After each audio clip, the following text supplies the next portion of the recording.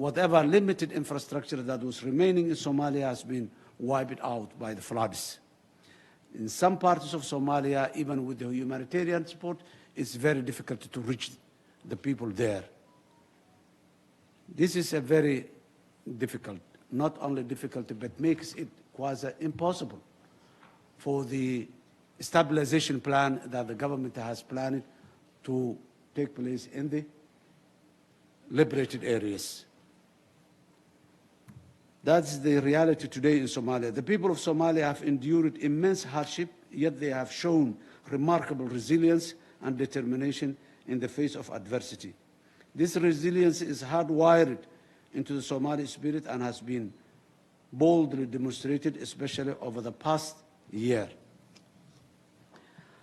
Last year marked a turning point for Somalia's security as communities came together in an unprecedented manner to fight alongside the Somali National Armed Forces and liberate dozens of communities from Al-Shabaab in the central regions of the country. This would not have been possible without the support of ATMIS and other key international partners. As in all wars, there are challenges and setbacks, and this is no exception in Somalia as we fight a violent and morally bankrupt enemy. We recently suffered a few setbacks, including the attacks on our force. As a result of our internal stock-taking from these incidents, we are revising some of our military tactics and we continue the offensive. On the financial front, we have strengthened anti-money laundering and countering of financing terrorism policies, which have resulted in hundreds of Al-Shabaab-related bank accounts to be frozen. Ideologically, we have also mobilized local communities across Somalia to publicly reject Al-Shabaab and brought together religious scholars who unanimously denounced the ideology and the practices of Al-Shabaab and branded it as un-Islamic. This was a step taken towards the right direction among the Somali people, and it has cleared the Somali people the position of Al-Shabaab. The role of the Somali state is now focused on strengthening the linkage between government and the citizens. Our social contract has always been weak. This is a time to strengthen the social contract between the government of Somalia and its citizens. Accordingly, we are currently implementing over 200 stabilization activities focused on addressing urgent humanitarian needs and facilitating local-level dialogues among the communities.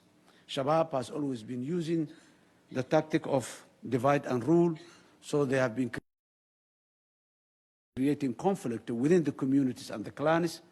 When liberated, we have opened space for dialogue and reconciliation among the communities at the lowest level. Secondly, we are preparing at the state level, and at the end, maybe 2-3 years down the road, we are preparing a national social reconciliation. For example, in the coastal town of Haradere, which many of you are aware, that city, because of the past piracy in Somalia, which served as Al-Shabaab stronghold as well for more than a decade, girls and boys are going to school together. And these schools are only open right now. After more than a decade, they were closed.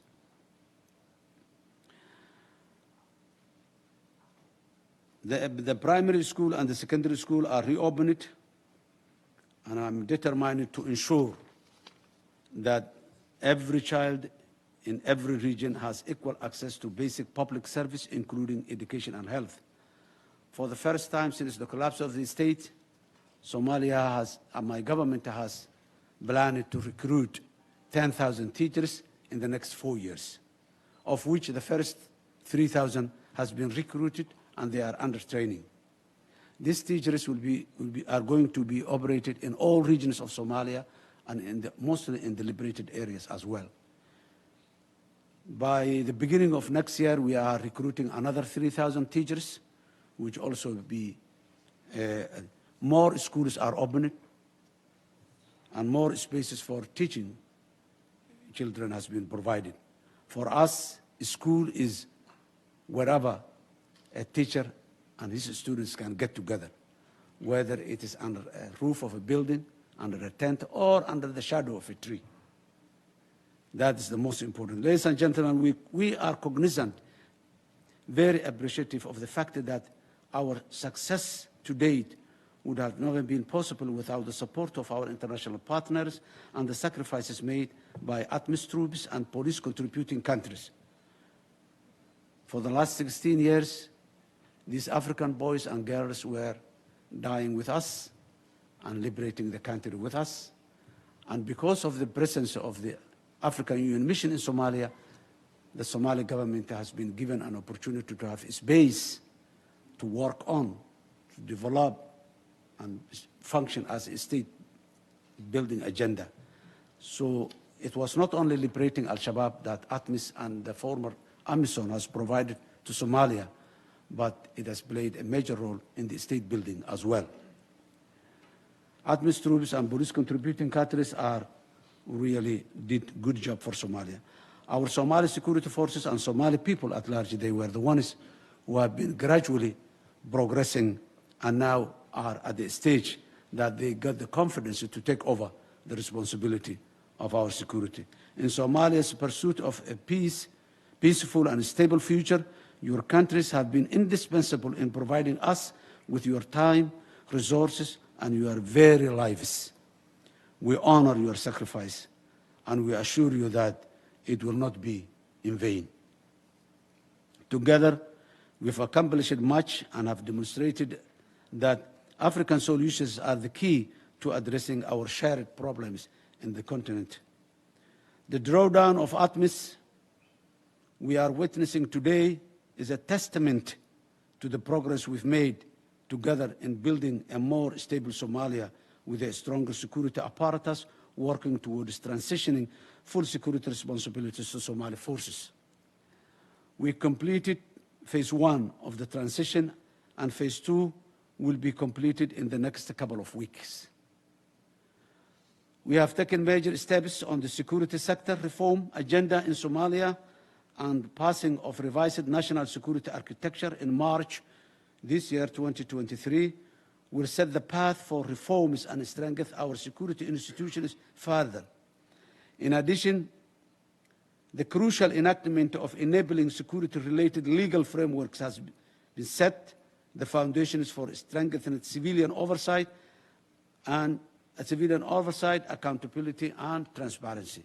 I also welcome the historic UN Security Council decision to lift the arms embargo on Somalia after 31 years.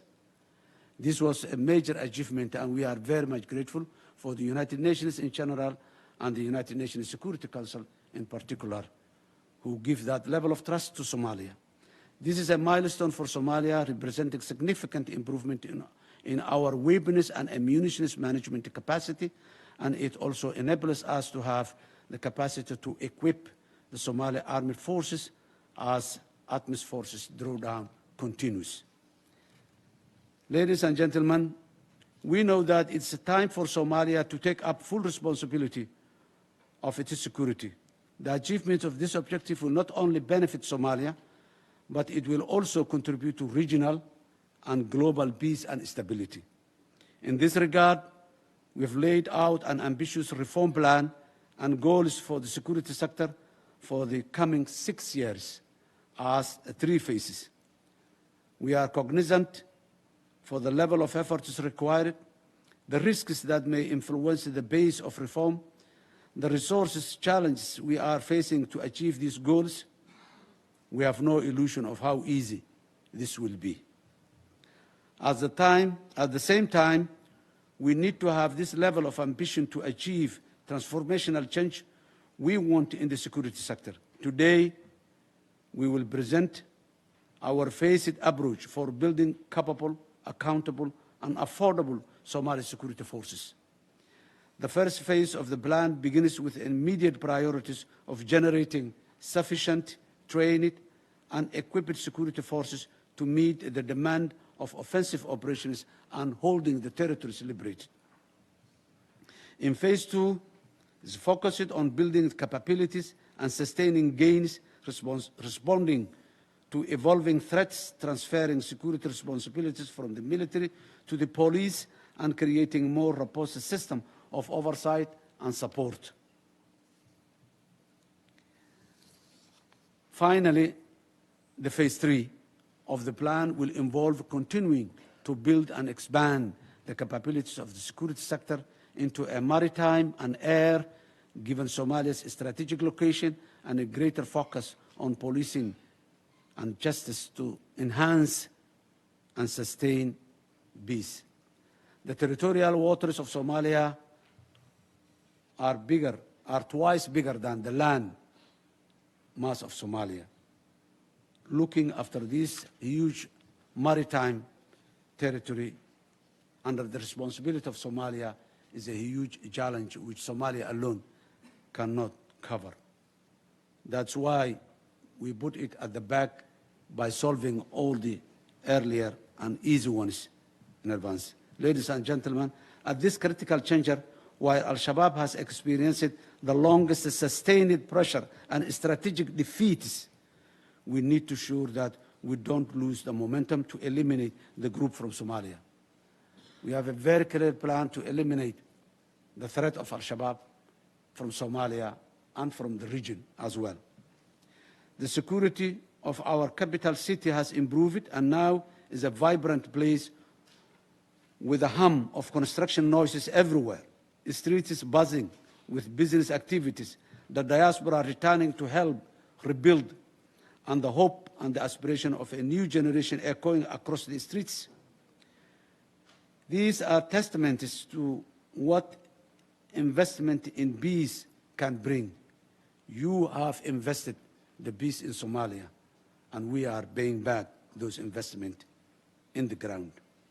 Our success in the past years have shown us that the strategy of containment is no longer viable. We cannot contain Al-Shabaab in Somalia. We need to eliminate Al-Shabaab from Somalia, degrading and at the end eliminating their threat. And we must plan to defeat Al-Shabaab once for all. The Somali government has a very clear plan in defeating Al-Shabaab militarily. Now, ideologically, it may continue sometime, but we wanted to take Al-Shabaab to a level where they are not a threat anymore to Somalia and to our neighboring countries. To achieve this, it is crucial now, more than ever before, for the international community to support Somalia in building the required capabilities. We recognize that we are operating in a resource-constrained environment, but investment in Somalia, especially when viewed against the backdrop of the current significant challenges, have yielded already results. Therefore, given the Somali security sector is embarking on a new phase of its development, there must be a shift in the modalities, nature, and focus of international support toward Somalia. This will enable Somalia to play the primary role in its implementation. As such, the next phase of development should be marked by greater focus on using the country system. That will not help only the intended support for the security sector or for the development sector, but it will capacitate and develop the capacity of our public finance institutions, which are now at a level that they have gained the trust of our international partners and systems. This will build the capacity of our national institutions. I hope this conference will provide more clarity on how our international partners can continue to support our government in building an efficient, effective, and accountable Somali security forces as per the prioritized needs in the security sector development plan, which will be presented to you today. As we commence this conference among friends and partners today, we must remember the people of Somalia who yearn for peace and security for years and years. The continued strategic support from our partners and more importantly, the strong determination of the Somali people will be the decisive factor in our future success story, which we all together experience. Let us maintain our focus on our shared aspiration, which is secure and prosperous Somalia. I thank you. Thank you.